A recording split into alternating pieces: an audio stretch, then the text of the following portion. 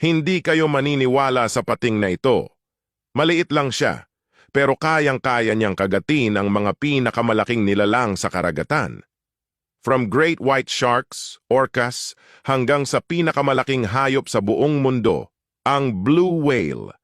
Kilalanin natin ang cookie cutter shark, ang pating na kahit maliit ay di mo dapat maliitin.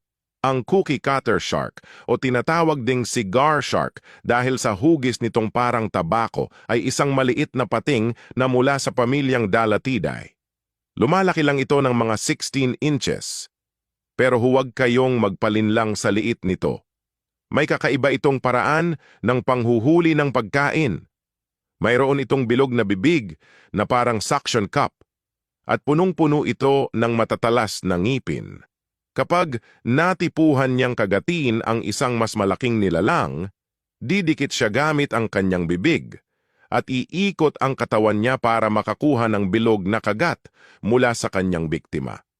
Kaya nga tinawag siyang cookie cutter.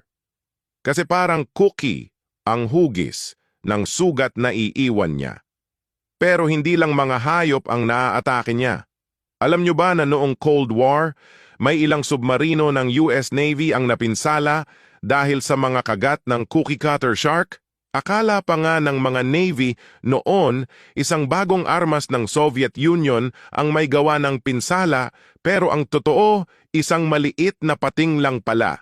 Talaga namang nakakamangha ang mga nilalang sa ilalim ng dagat, hindi ba?